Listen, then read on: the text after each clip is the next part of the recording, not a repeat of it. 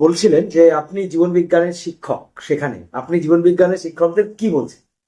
না, আমি বলছি, আমি এটা অন্য বিষয়। জীবন আচ্ছা। বিজ্ঞানের শিক্ষকদের কিছু বলছিলেন, আমি বলছিলাম যে জীবন বিজ্ঞানে আমরা সমস্ত একদম সেই আণুবীক্ষণিক জীব থেকে শুরু করে মানুষের জীবন ইতিহাস পড়ে, এবং তার সঙ্গে আরো কিছু পড়ে। আমি এটা এই প্রতীকী কথা বলছি। ঠিক ঠিক।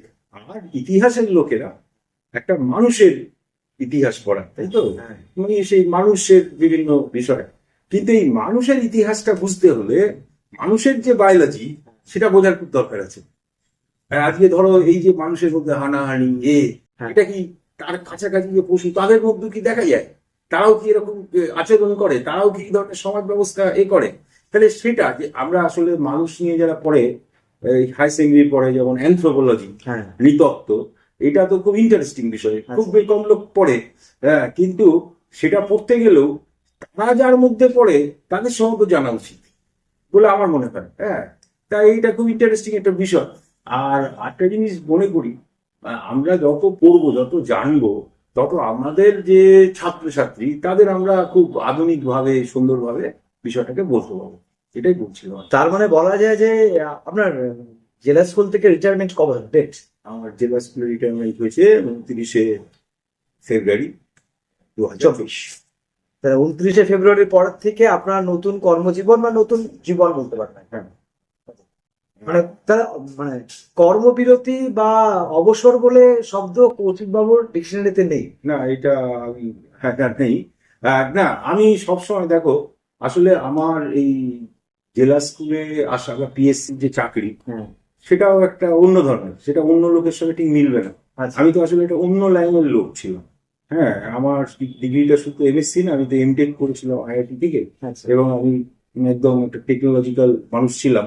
কিন্তু হঠাৎ আমার জীবনে মনে হয় যে আমি শিক্ষকতা করলে সেটা আমি বেশ বড় একটা চাকরি বাকরি করে খুব সুন্দরভাবে জীবনযাপন করতে পারতাম। হ্যাঁ, কিন্তু আমার মনে হয়েছিল যে শিক্ষকতা আমি করবো। আচ্ছা। ফলে আমার এই শিক্ষকতা শুরুটা কিন্তু অনেক বেশি বয়সে। হ্যাঁ, আচ্ছা। যার ফলে আমি শিক্ষকতা খুব বেশি দিন করিও নি। হ্যাঁ, অন্য অনেকের থেকে অনেক কম জীবন, মানে শিক্ষকতা জীবন আমার বেশি, কিন্তু আমার জীবনের তার আগের যে পিরিয়ডটা, সেসব আমি লেখালেখি করেছি। আমি একটা সময় আনন্দবাজারে প্রচুর লিখতাম। হ্যাঁ, এবং আরো অনেক কিছু কাজের সঙ্গে যুক্ত ছিলাম। পরবর্তী সময় আমার মনে হয়েছিল আমি শিক্ষকতা করব, সেই জন্য আমি শিক্ষকতা করতে এসেছিলাম। এবং এটা আমি খুব, মানে আমি খুব ভালোবেসে করি, করেছি আর কি। বা মানে কাজটাকে ভালোবেসে। হ্যাঁ, আমার মনে হয় যে প্রতিটা শিক্ষক যদি, মানে আমার কোনোদিন মনে হয়নি, যেমন যদি তুমি দেখো আমার সার্ভিস রুটটা, দেখবে আমার অনেক ছুটি ছিল। আমি তো কোনোদিন ছুটিই নিইনি। কেন ছুটি নেবো? আমি ছুটি থাকতে, বাড়িতে থাকলে বোর হয়ে যাবো। যেমন আজকে আমি যদি বাড়িতে বসে আছি, আমার স্ত্রীও একটি স্কুলের প্রধান শিক্ষিকা, তাহলে আমাকে তো যদি আমি কিছু না করি আমি তো বোর কাটাবো। আর জলপাইগুড়ি তো ভালো সিনেমা হল নেই, আমরা যেমন সিনেমা নাটক ভালোবাসি, সেটা তো খুব একটা দেখার বিরাট স্কোপ নেই। আমি যদি কলকাতায় থাকতাম হঠাৎ করে, আর ওই ওটিটি প্ল্যাটফর্ম আমিও দেখি, কিন্তু ওটা আমরা যারা ওই 80-র দশকের মানুষ, 70-র দশকের লোক, তাদের সিনেমা নাটকের প্রতি একটা অন্য থাকে। সেটা জলপাইগুড়িতে কমে গেছে। এমনও হয়েছে যে জলপাইগুড়ি সিনেমা হলে সিনেমা, যে আমি আর আমার স্ত্রী সিনেমা দেখছি আরেকটা টিকিট কেটে, কারণ 3 জন ছাড়া ওরা সিনেমা স্টার্ট করে না। তা আমরা খুব বাংলা সিনেমার ভক্ত। আমি নিজে, আমার যে আসল বাড়ি টালিগঞ্জ পাড়ায়, আচ্ছা। সেটা খুব কাছেই টালিগঞ্জ স্টুডিও পাড়ায়। আমাদের অনেক বন্ধু বান্ধব ওই 10 টাকা 20 টাকার শিল্পী। হ্যাঁ, ফলে আমরা খুব ছোট বয়স থেকে ওটাকে দেখেছি। আর আজকেও টালিগঞ্জ পাড়া, মানে টলিউডের প্রতি আমার একটা ভীষণ আকর্ষণ আছে। এবং সেটা খুব ভালো সিনেমা। আসলে আমি বাংলাকে ভালোবাসি। দেখো, আমি পুরো লাইফটাই, আমি এবং আমার স্ত্রীর যা কোয়ালিফিকেশন, আমরা বিদেশে থাকতে পারতাম সেটা কোনোদিন ভাবিনি। অন্য রাজ্যে একটা সময় মানে সেটেল করে যাওয়ার একটা বিশাল ব্যাপার ছিল। কিন্তু বাংলাকে ছোট বয়স থেকে, এটা আমার মাস্টারমশাইদের ভালোবাসা, মানে বাংলার প্রতি ভালোবাসা বলে বলতে হবে যে বাংলায় কিছু করবো। তার জন্য কোনোদিন অর্থের বিষয়টা ভাবিনি। আরেকটা কথা আমার মনে হয়েছে, এটা আমি বলি, তুমি একজন শিক্ষক এবং সবাইকে বলবো, যে মানুষের সঠিক শিক্ষা থাকলে টাকা তার পেছনে ছুটে। হ্যাঁ, টাকার পেছনে দৌড়তে হয় না। সঠিক শিক্ষা যদি হয়, টাকা পেছনে হবে। হ্যাঁ, তুমি বলতে পারো আজকে যে বেকার যুগে অনেক ভালো ভালো ছেলে, তারা তো সেই প্রবলেমে পড়ছে। কিন্তু আমি তো, আমার এখনো জেলা স্কুলে অত ভালো ছেলেরা পড়ে না, আমরা প্রথম দিকে যে পেয়েছিলাম। কিন্তু তবুও তো আমরা তো দেখছি আমাদের স্কুলে যারা রিসেন্ট পাস করছে, তাদের মধ্যেও 10-15 জন বেশ চাকরি পেয়ে যাচ্ছে। চাকরি নেই যুগে গেলে তো তারা পাচ্ছে। তাহলে নিশ্চয়ই সঠিক শিক্ষাটা তারা সঠিকভাবে পেয়েছে, সেই জন্যই তারা পাচ্ছে, বা তাদের স্বপ্নটাও বেশ বড়। এটা মানে আমি যদি যোগ্য হয়ে উঠি তাহলে আমার পেছনে অর্থ আসবে।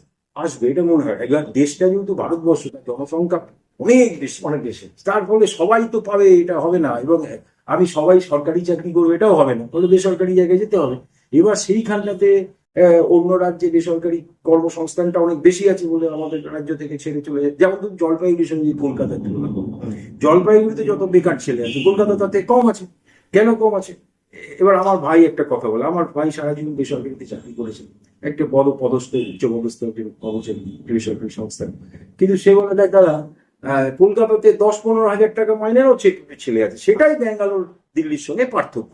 তাহলে কারণ হচ্ছে সেখানে কাজ আছে। এবার কলকাতাতে কি শিল্প আছে? না, শিল্প খুব বেশি নেই, কিন্তু কমার্শিয়াল ইনস্টিটিউট আছে। বা জলপাইগুড়ি শিলিগুড়ির তুলনা করো, শিলিগুড়িতে কর্মসংস্থান অনেক বেশি আছে অনেক বেশি। জলপাইগুড়ি থেকে। ফলে কিছু আমি কাজ না করে বেকার বসে থাকলে যেটা হবে, আমার মধ্যে হতাশা জন্মাবে।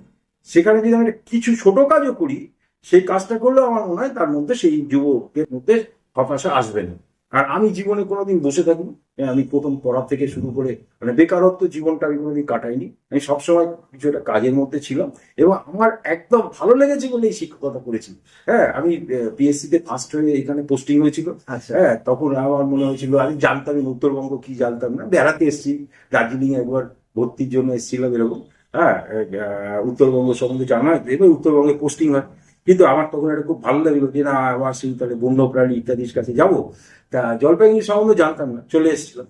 হ্যাঁ, তারপর তো মনে হলো যে এখানেই থেকে যাই। আমার স্ত্রীও এখানে থেকে গেল। সন্তানের বয়স 2.5 বছর মতো আমি যখন এখানে এসেছিলাম। কিন্তু ভেবেছিলাম আমার সঙ্গে যারা জয়েন করেছিল তারা 3-4 বছর পরেই চলে গেল, তারা খুব দুঃখ করতো। কেউ বাঁকুড়ার বাড়ি, তারা বলছে না এখানে থাকা যায় না এখানে। কিন্তু আমি খুব মানে ই করতাম, প্রায় বেড়াতে চলে যেতাম। এখন যেটা আমার, যেহেতু আমার কন্যারও বিবাহ হয়ে গেছে, আমরা প্রায় ওই দিক থেকে ঝাড়া পাওয়া, তার ফলে আমরা একটু সময় পেলেই ঘুরে বেড়াই। আচ্ছা। এটা আমাদের ভ্রমণ করতে খুব ভালো লাগে। তাই এইভাবে আমি না আমার লাইফটাকে না খুব এনজয় করেছি। হ্যাঁ, একসময় যে স্টুডেন্ট লাইফ ছিলাম, তখন পলিটিক্স থেকে শুরু করে নাটক থেকে গান থেকে সবকিছুই করেছি। এখনো আমি সেইভাবে থাকতে ভালোবাসি। আমার বয়স হলেও আমি এইটা বা গান শুনতে বা করতে ভালো।